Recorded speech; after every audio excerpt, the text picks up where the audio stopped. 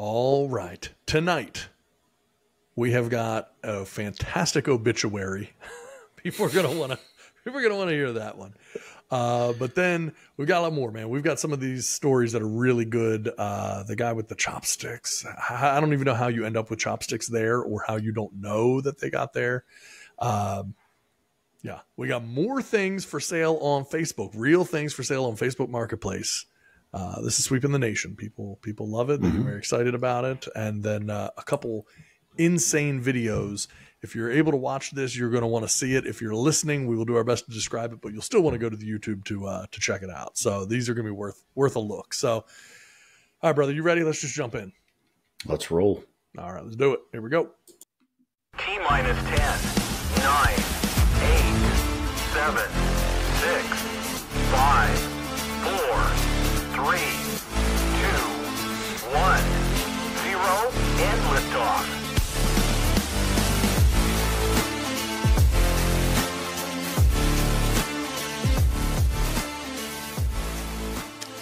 All right, everybody. I think it's, to quote NSYNC, oh my God, we're back again.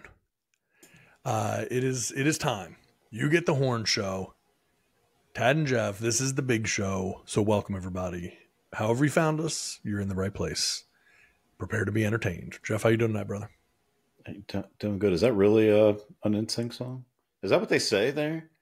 Yeah. In that song? I think. Is that NSYNC? I don't know. It's oh my God, we're back again. Oh, yeah. I did not know that. I heard the back again part, but I never realized what they were saying. Yeah. I can't play it. There's a strict copyright law around it, but this is way off topic already, God. But speaking of like misheard lyrics, so my brother-in-law, the Zach Brown band. Sure, I'm familiar. Yeah. You know the song, she's got whatever it is. Okay. She's got whatever it is. I don't want to sing too much because I don't want to stick it, someone to think I'm Zach Brown. Sure. It's so easy to happen. So, so the song says, got whatever it is, blows me away. Okay. This dude seriously thought he said she's got one of those innies. Meaning belly button in heel.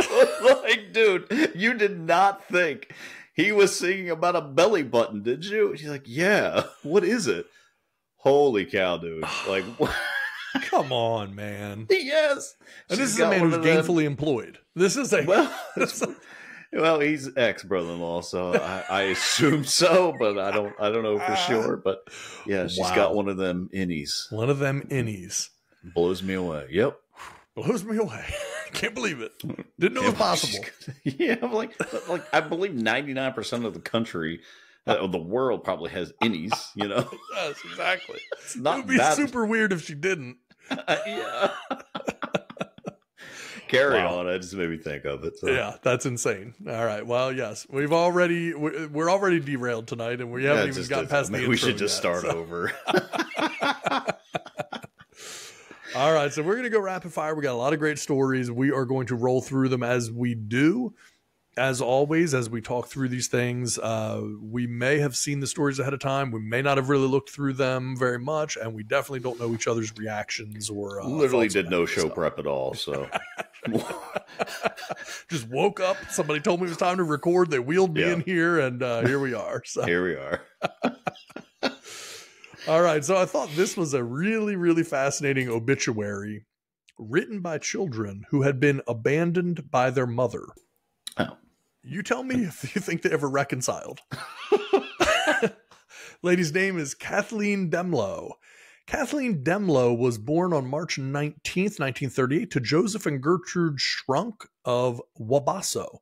She married Dennis Demlow at St. Anne's in Wabasso in 1957 and had two children, Gina and Jay.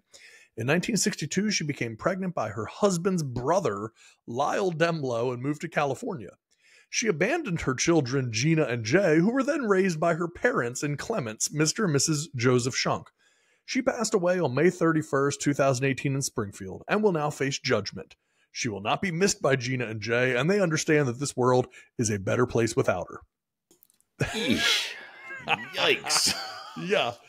Thanksgiving was awkward. That is those folks are holding on to something. I get it. I mean, look, your mother abandoned you, but they really aired out all the dirty laundry there to say she got impregnated by her husband's brother and abandoned the children and everything.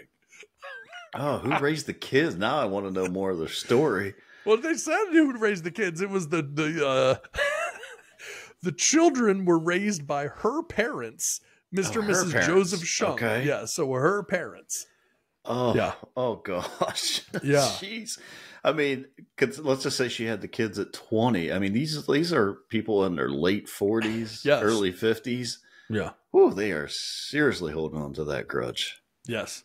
And so here's the thing. There's like a little bit more from them. They the children spoke out about this, and they said that so Army veteran and former professional boxer Jay Demlow, he's 58 years old.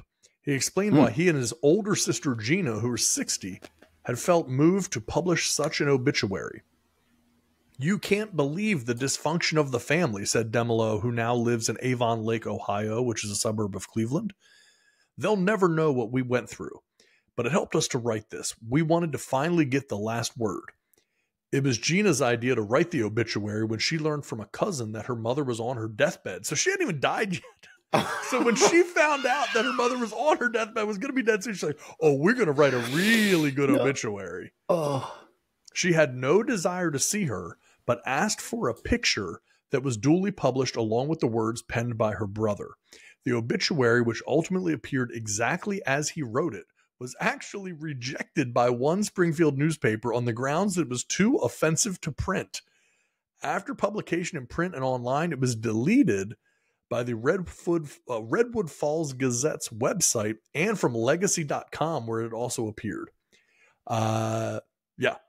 So yes, they really wanted to get in the last word here, and they found a way to do it. I mean, yeah. Well, I mean, not everyone that dies is a good person. I mean, just because they die, I mean, that's tough. I mean, that's rough. But I mean, that's how the kids feel. I mean, that's got to be awful. I wonder at any point in time she ever tried to reach out, tried to reconcile. Right.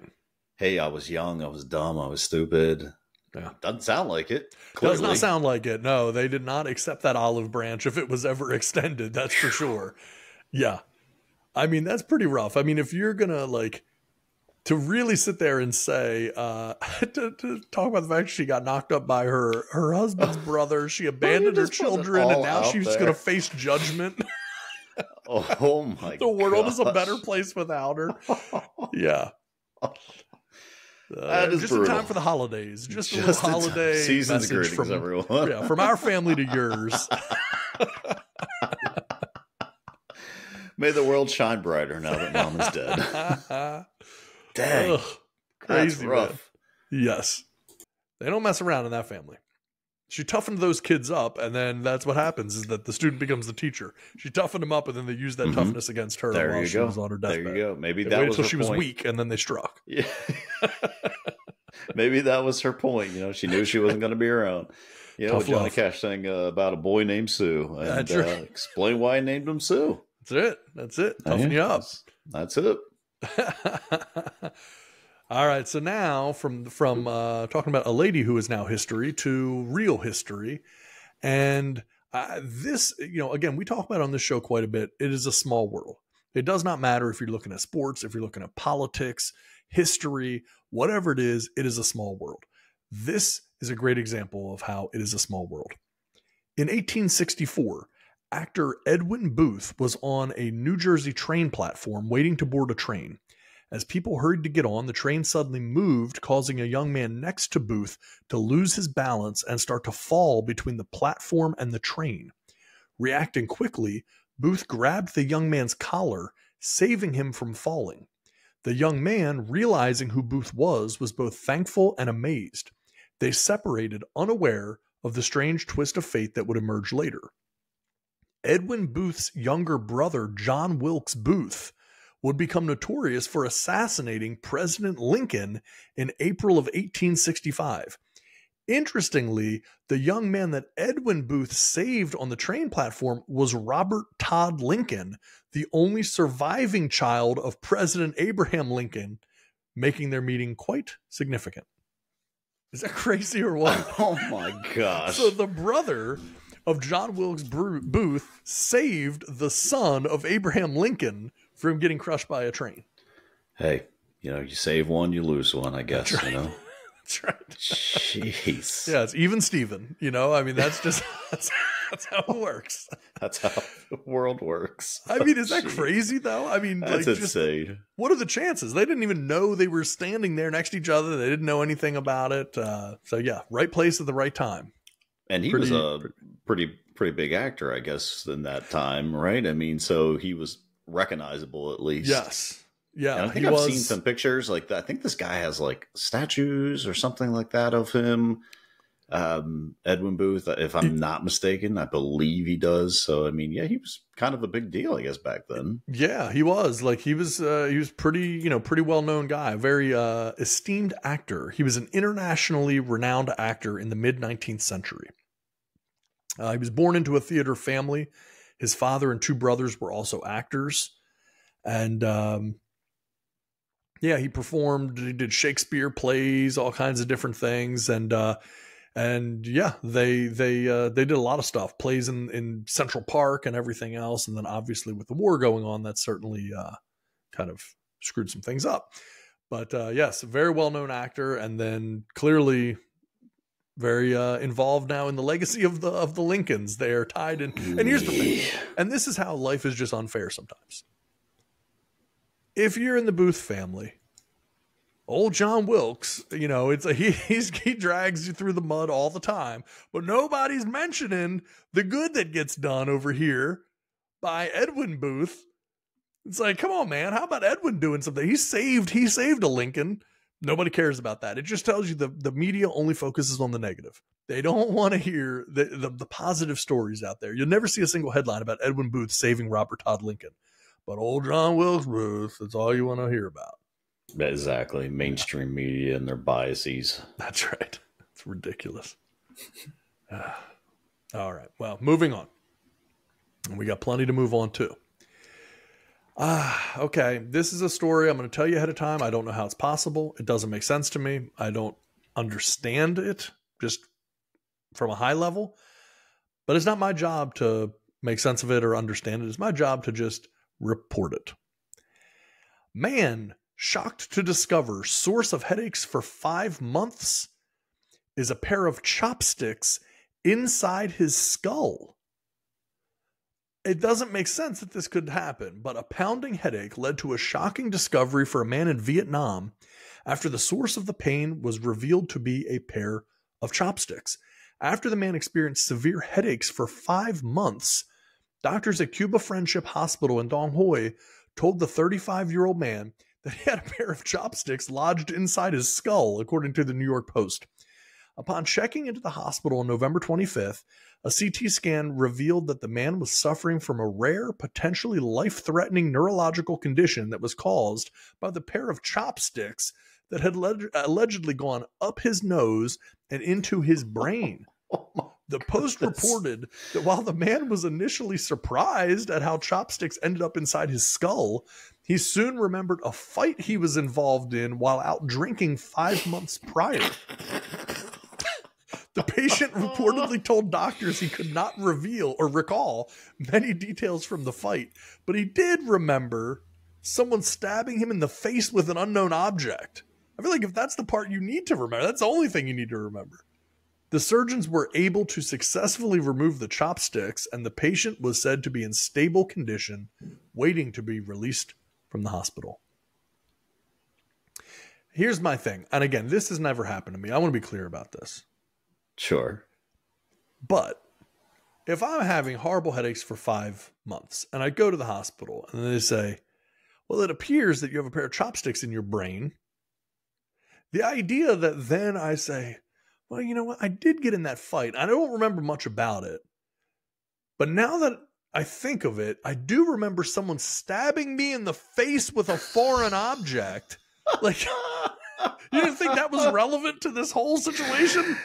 you remember it, but you didn't see any like stab wounds on you or anything. How was your breathing? Go to the doctor after you got stabbed in the face by a foreign object? After the fight, you didn't go to get checked out?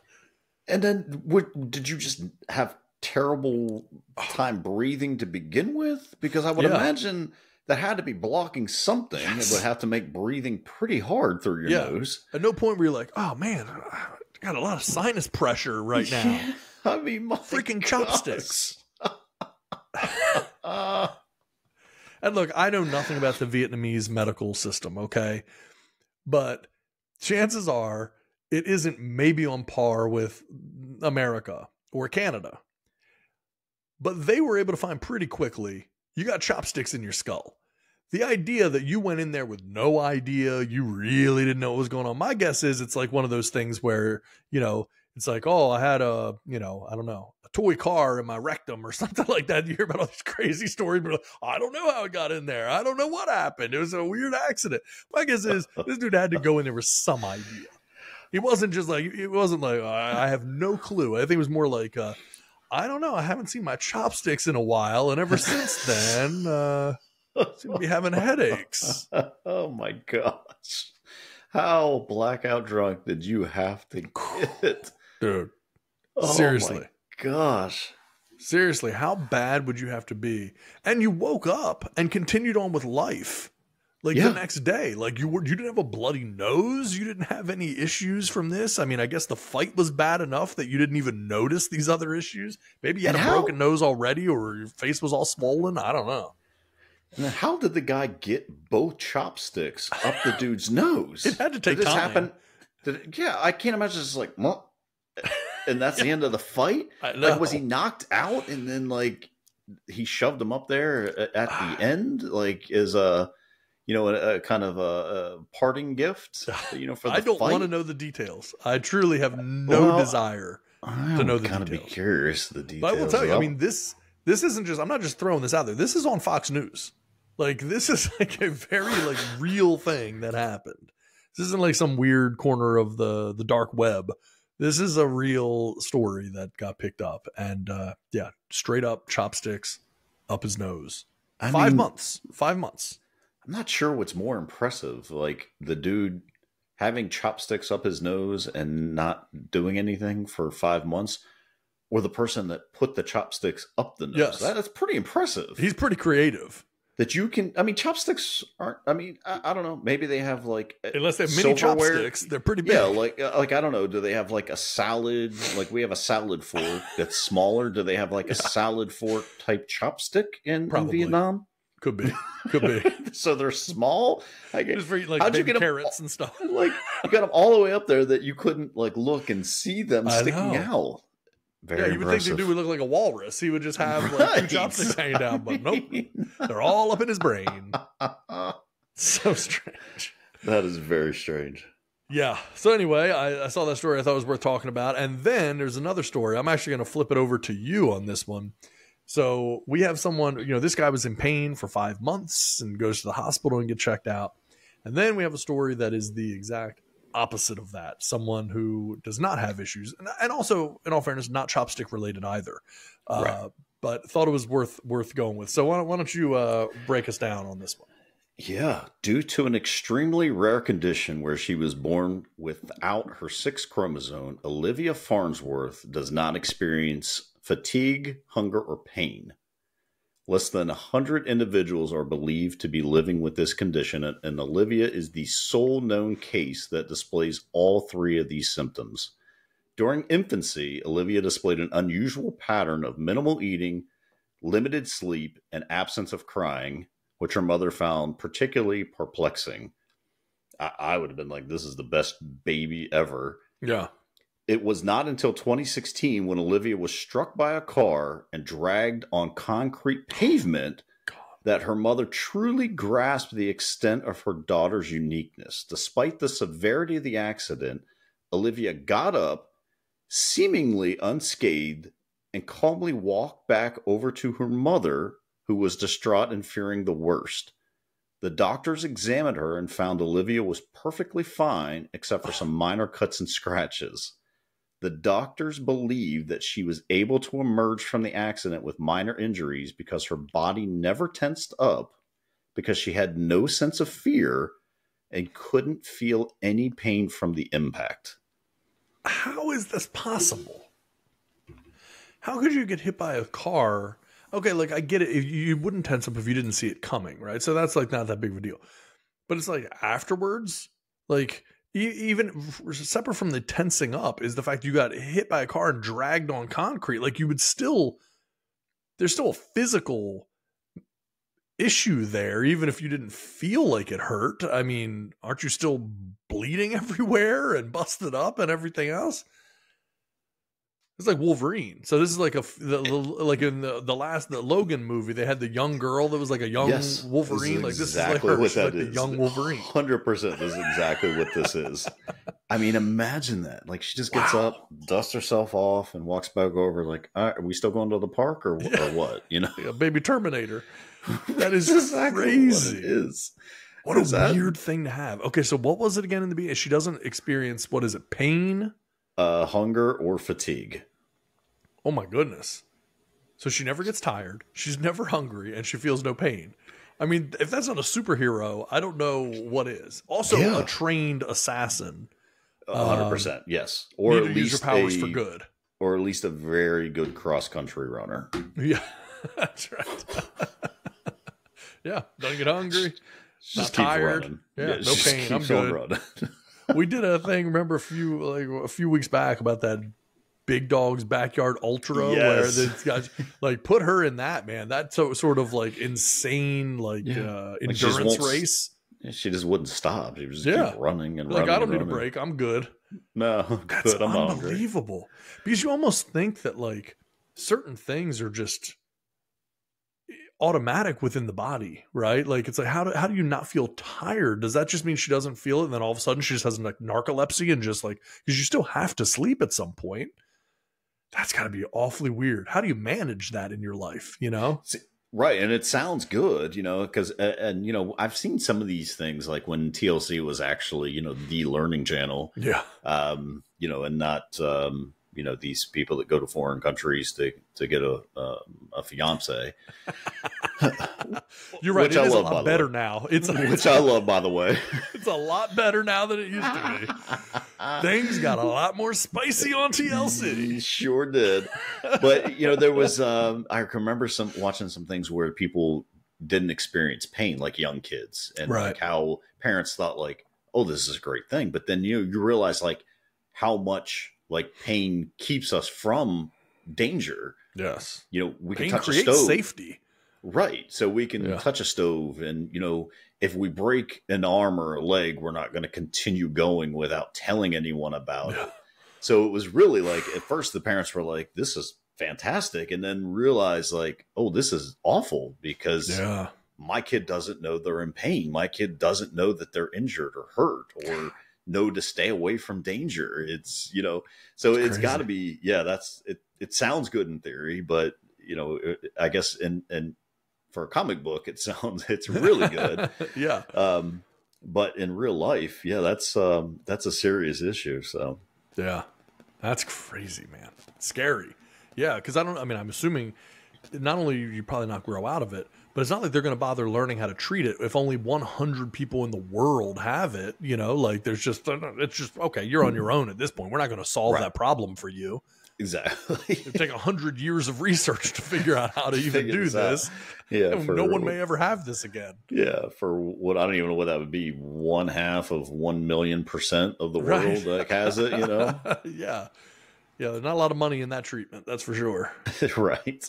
And we know they ain't figuring it out if they can't make money on it. That's right. That's right. Yeah, not a priority. Well, I'll tell you. That's an interesting one. I will see that one, and then I will try to see if I can manage to raise you. This is a person who could feel pain, arguably should maybe have felt pain. It is an insane story.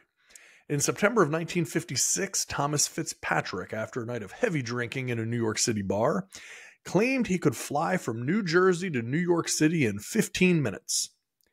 And he decided to prove it. So at 3 a.m., he took a single-engine plane from Teterboro Airport, flying without lights or radio, and landed on St. Nicholas Avenue near 191st Street, downtown New York City, right outside the bar where the wager was made. The New York Times hailed it as a remarkable landing and an aeronautical marvel. Fitzpatrick was fined $100 as the plane's owner declined to press charges.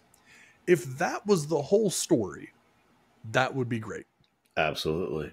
But if you know Thomas Fitzpatrick, like I know Thomas Fitzpatrick, that's never the end of the story. 2 years later, in October of 1958, Fitzpatrick repeated the daring act. Around 1 a.m., he again stole a plane from Teterboro and landed on Amsterdam and 187th Street, motivated by a bar patron's skepticism about his earlier feat. So someone in the bar didn't believe that he had done it 2 years ago, so he went and did it again. For this second unauthorized flight, he was sentenced to 6 months in prison by Judge John A. Mullen. Fitzpatrick explained to the police that he undertook the second flight because someone doubted his first. That's the only reason he did it. Someone doubted him. Sure. Calling me a liar? That's it. I'll prove you wrong. Fitzpatrick was a Korean War veteran and a Purple Heart recipient. He was a steamfitter by profession. He had 3 sons, was married to his wife Helen for 51 years. He only passed away in 2009 at 79 years old. And Fitzpatrick's adventurous exploits inspired a cocktail named the Late Night Flight in his honor. And here's the thing. They actually have pictures of the plane landed in the middle of downtown New York City. There he is. Like talking to the cops, like, guys, this is not a big deal. Just clear the way so I can fly out of here. Yeah, I've done it before, man. Yeah, we're good.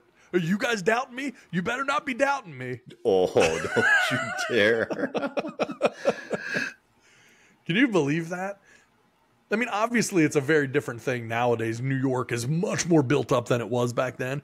But still, to be able to steal a plane, fly it, and land it right outside the bar in the middle of New York City is pretty amazing.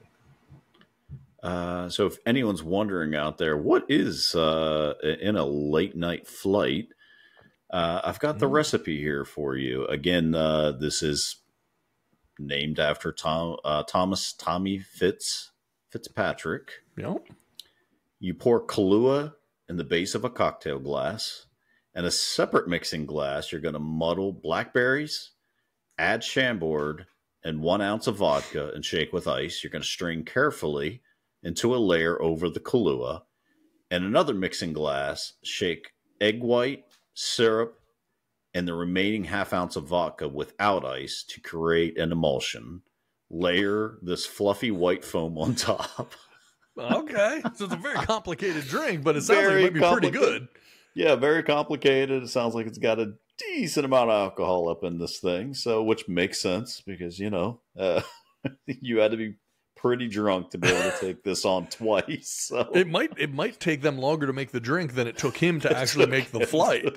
But it is crazy. That's the thing that people don't think about in this is like it's crazy that he did all this. He was stone cold drunk at the time that he did it too.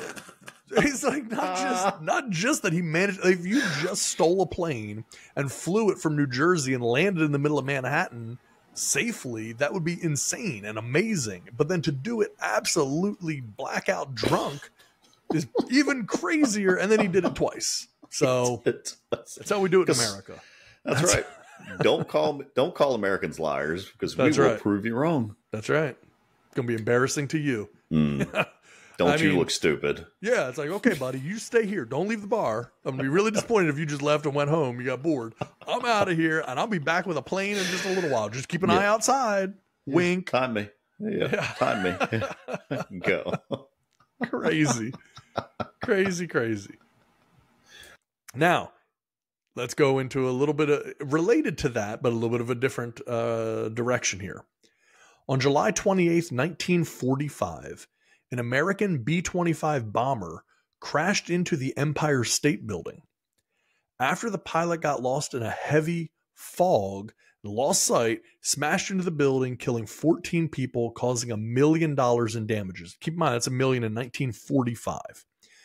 Firefighters rescued one survivor named Betty Lou Oliver and placed her in an elevator with cables damaged by the fire, resulting in her plunging 75 floors to the bottom. And yet, miraculously, she survived. So she's in the Empire State Building, plane crashes into it, she survives the plane crash. Then they're like, oh my goodness, this is terrible. Let's get you into this elevator and get you down to safety. And then that thing plunges 75 floors to the ground, and she lives through that. Oh my gosh. Come on, man. Could you imagine the look on those firefighters' face when that elevator just... Oh, crap. They're like, oh man, dang it. And like, here's the damage from the plane. And there she is. Hopefully not getting ready to happily get into an elevator right now. Yeah. Man, we need to get you on the elevator and get you down here. No, you don't. No. Someone's carrying me down these steps. Step right over here. Step into the elevator. Okay. Oh, God. Crazy. I mean, that's like, yeah, come on. Poor That's Betty just Lou. either the best luck or the worst luck. We see so many of those stories where you do not know. Do you classify it as great luck or horrible luck when this happens to somebody? I'd have to think that's great luck for her. Yeah. I mean, you survive a plane crashing into the building as she's on the 80th floor. Yeah. And then they get you in the elevator and you fall 75 floors down. Just can't even. She's got to think, oh, help is here. Yay, I'm saved. And then just... She's like, the elevator? You sure? Don't take the steps? Okay, no, it's faster with the elevator. Oh, they weren't lying. This is very fast. Yeah, well, I guess I'm down here. I should take the elevator more often. This is so fast. What an easy way to go down 75 flights. That's crazy, because I wonder, like, so I had a science teacher once, you know, he always loved to do, and I just remember this from high school, like, loved to do like little, like, ask questions like, hey, if an elevator falls, would you stand a better chance of jumping at right before it hits or laying flat on the ground? And it was laying as flat as you possibly can. You have a better survival rate of that. So I wonder, like, how they had her in that elevator. Now, she broke her leg, so it would kind of make it sound like she was standing up, but I don't know. I mean, yeah, I just wonder how they put her in there, like on a cot or something, and that's maybe what saved her. Because I mean, like, you fell 75 stories and crashed in an elevator. It's insane. Oh, sorry, Betty Lou. Yeah. Well, hey, she survived. So, I mean, she got a heck of a story to tell for free. You know, she didn't have to pay for that story. She got that story for free. That's something she can share with her friends and family forever. And sometimes memories are the best thing that we can really take with us. Remember that time I fell 75 stories in an elevator after a plane crashed into it? Her kids are like, Mom, I don't feel like going to school today. I have a tummy ache. Okay. Well, listen. Well, one time I was in the Empire State Building. We know. Okay, so you want to get up? Because I also fell down an elevator 75 floors. But your tummy still hurt? Because my legs were broken already before I fell to the elevator. But I know it's a tough day at school for you. That science test isn't going to take itself. Oh, man. You got to learn reading and writing and arithmetic. Yeah. Sorry. Yeah. Yeah, everybody's a victim. Everybody's a victim these days, aren't they? And you know what? I'm gonna tell you something here. When we talk about everybody being a victim, we are all victims. And actively, we've talked about it on the show many times, actively being victimized every day, oftentimes by our own government. And here's the story that I saw the other day that I thought is worth talking about. In the U.S., there are laws that prevent felons from voting. Everybody knows this. However, politicians who have broken anti-insider trading laws are allowed to serve on the House Ethics Committee.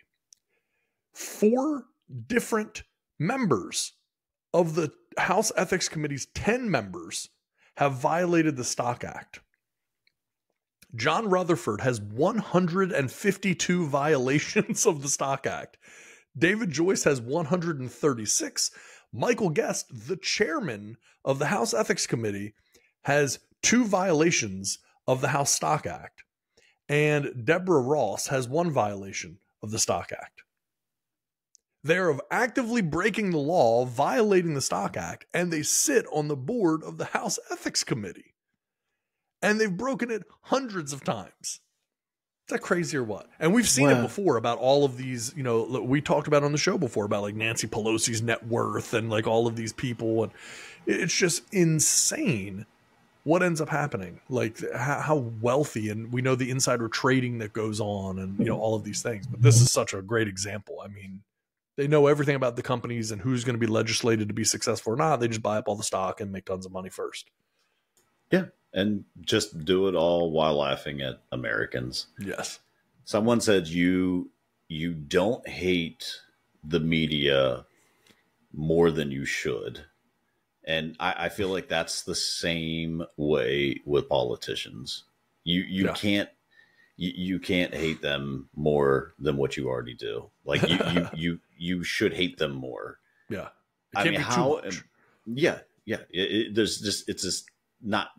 Yeah, you can't hate them too much. Yeah. Like you should loathe them even more than what you do. They're all just laughing at us and just, I mean, it's just a joke at this point. There's actually an app or at least it's a Reddit that actually follows trades that politicians make. And they're actually making so much money on this because they're the best indicators of a stock. Because these people get into it now, they have to, you know, they're required to, you know, put out whatever they're trading, they have to disclose their trades, right? But they will oftentimes wait a very long time, and that's sometimes those are the violations of the Stock Act, is that they do it and then they don't report it, and they'll wait for months and months, 6 months, a year, whatever, and then they'll go back. Well, they've already made millions of dollars at that point, and then they report it. They don't do it ahead of time. Yeah. Just the old "you can't beat them, join them" is kind of the motto that these people are taking. And yeah, I mean, move over, Jim Cramer. Nancy Pelosi is my stock market guru now. How embarrassing! How embarrassing for this country, and like how that's not a law that these people are not allowed to trade stock. And look, we all know they would find a way around it, even if they did ban it. But they don't even try to ban it. They're just like, no, it's fine. No. Like, you know, they came out, Pelosi was like, no, why should we not be allowed to trade stocks? Like, well, because you have all the insider information. There was one that I think it was Unusual Whales on X. That person does an amazing job of finding all these. And it was a small company that this politician had put. Oh, yeah. It was like $250,000 in or something. And, you know, and they come to find out that they just end up getting, you know, a contract with the government. And it's like, I mean, they're not even trying to hide it at this point. No. You know, it's just, it's so shameful. Yeah, it's crazy. It really is. And the thing is, it's like, there's such a simple fix, which is just when you're in office, you can't trade stocks. Now, the problem is, how do you even enforce that? Because even if you didn't, it's like if you were in office, you don't tell a friend to buy it. You don't have your spouse, a family member, somebody somewhere knows to buy it. But I mean, you know, they can track enough things. Hopefully it at least would make it a little harder. At least you could argue the fact that there's rules against it. Like that, nothing now is preventing it from happening. Sure. Make it as difficult as you possibly can. And then if they still find a way around it, fine. You know, you can't stop it, I'm sure. Yeah. But you should be making it as difficult as possible. And then if you find out that they did it, then there should be sanctions. There should be jail time. Yeah. There should be all this stuff that goes into it. You know, but none of them, Republicans, Democrats, all of them, they're just like, no, we're not going to pass something like that. That's the last thing we need in this country. Yeah. You don't need us regulated more. There's enough regulation in this country. That's right. Yeah, man. Crazy stuff. Crazy. So that made me think, I have one. I only have one. Only one for tonight's episode. But yet again, tonight, we bring you real things currently for sale on Facebook Marketplace. I'm telling you, man. You know, if you're in the car market, consider, I'm not saying do it, I'm not saying buy it, but consider a Mazda.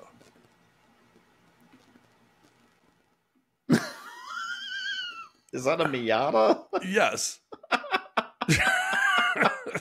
Yeah. Is this for sale in Florida? Because this seems like a No, those are New York plates. I think. I'm not 100% sure. Yeah. Look at that vehicle.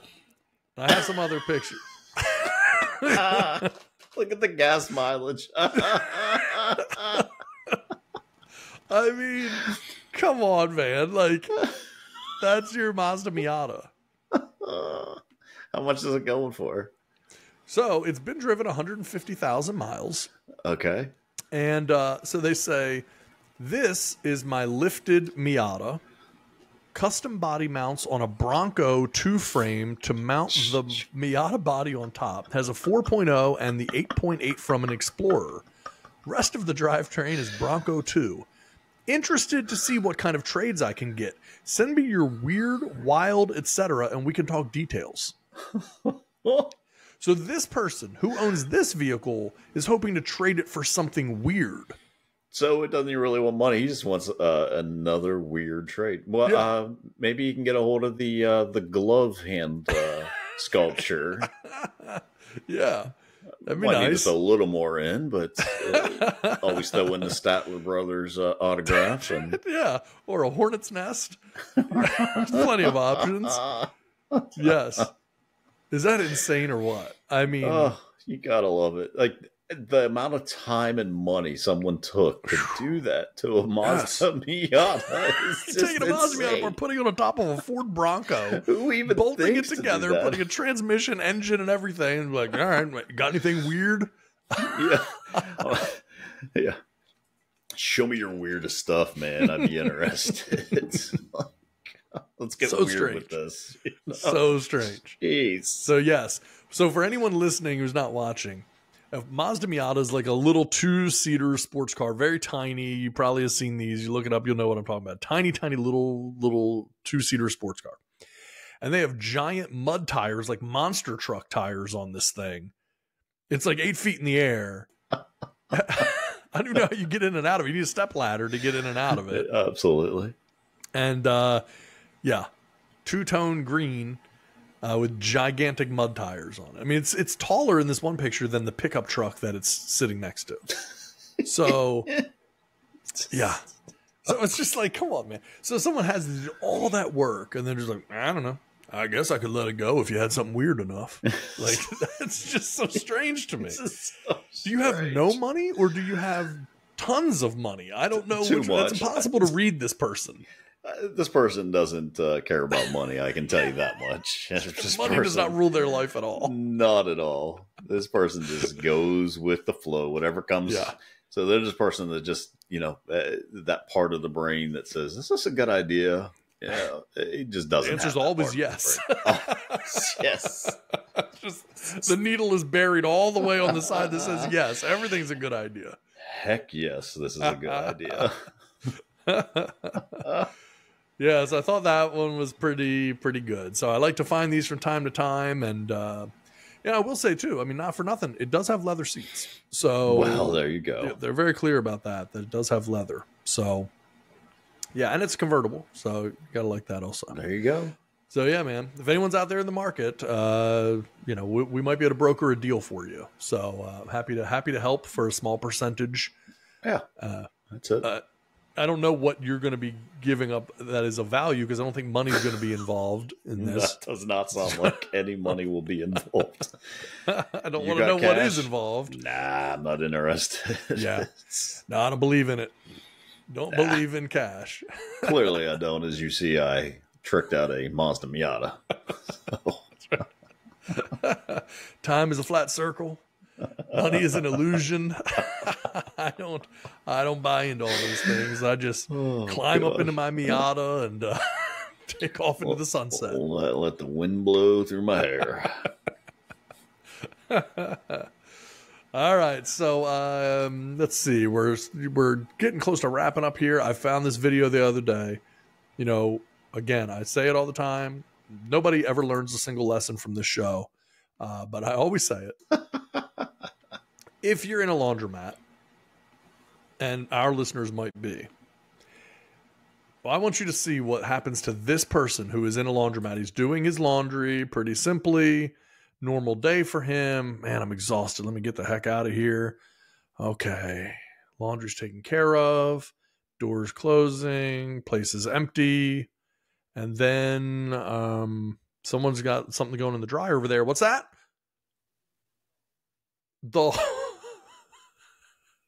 Oh my gosh. The whole place just blows up. I do not know what this dude had in his pocket. I do not know what could have possibly been in this dryer when this laundry is being done. But whatever it is enough to bump the door open, and then whatever the heck goes on in there does some major damage. I mean, it literally blows the whole door frame window just completely off of this laundromat. Yeah. It's like the guy did his laundry and forgot he had a pipe bomb in his jeans. Like, where is the... Oh, no. Not my lucky dynamite. Jeez. How lucky is that guy that walks out mere seconds after this happened? Bags up all his laundry, thankfully didn't take a phone call or anything, and then walks out of there 5 seconds later. The whole place is just blown to bits. Crazy. Oh, my gosh. I mean, I imagine when they were investigating this, they had to think this guy did something. Yeah, exactly. At first. Yes. There's no way that you wouldn't have thought, okay, he had to have rigged this up somehow. Yeah, this is craziness, man. Yeah, so anyway, I thought that was definitely worth a look. And that's going to bring us to our final thing. But before we wrap it up, do you have anything you wanted to talk to the people about? Anything you've got a global audience at your beck and call. Anything that you'd like to say to people around the world? Nah, I'm good. Nothing. Okay, good. Nothing. It's smart to not take advantage of it. Yeah. Okay, so with that having been the case, I will show you a video, and again, we will describe it for those who are listening on the podcast. This is the best drinking trick I have ever seen. I believe it will be the best that you have ever seen as well. Okay, I've picked up an empty glass in my mouth. I'm going to dump my other Guinness into the glass.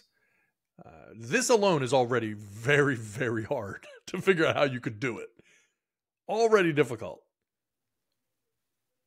I'm going to balance that beer on top of the empty glass that I just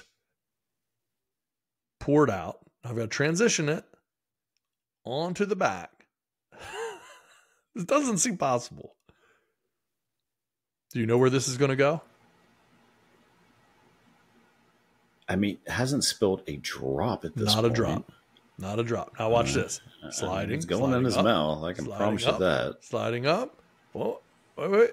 Can I get it? Okay, nice and easy. Don't let it slide off. Get my teeth on it. Mm-hmm. Stick my nose in it. Put my other one down.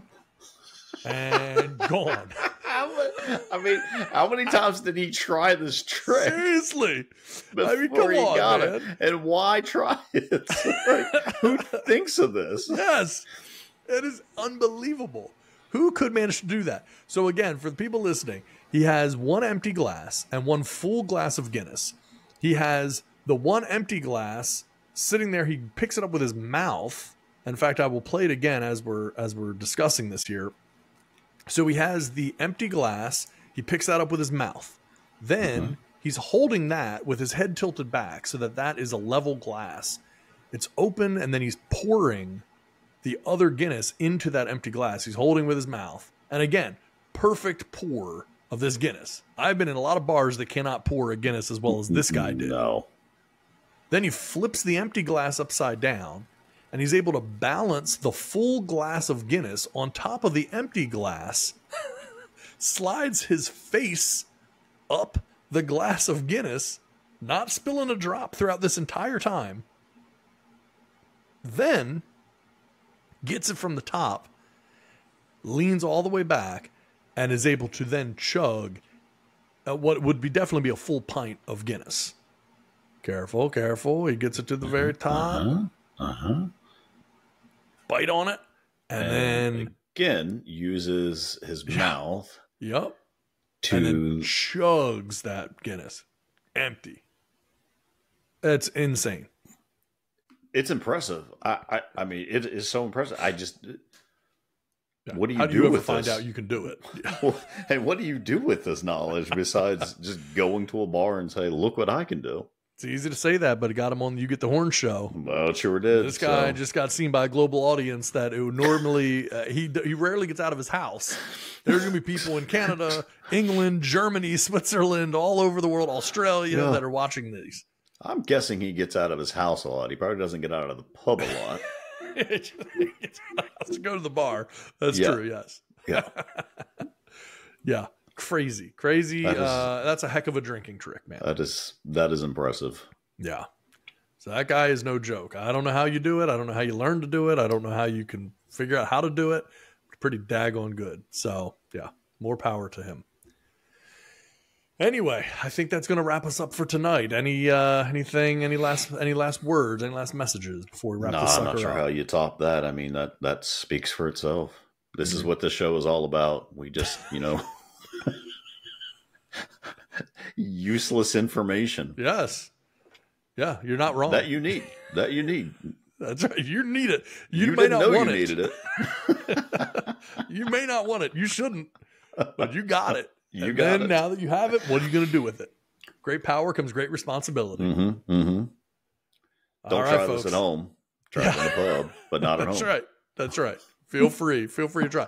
For regular people, you're probably not going to be able to pull this off. This is a special type of thing. Sure. I can tell you now.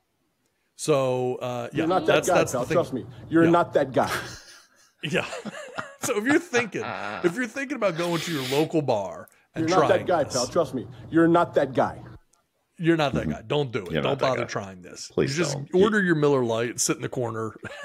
Don't bother anybody. That's it. Don't have to be clever. You're just going to break teeth, and it's just going to be a whole glasses. dental thing. And I'm sure your Spill dental beer. plan is not as good as you thought it was, and Can't be. a lot of out-of-pocket expenses there. That's right. You don't want to pay those high deductibles. Come on, man. You thought beer was expensive.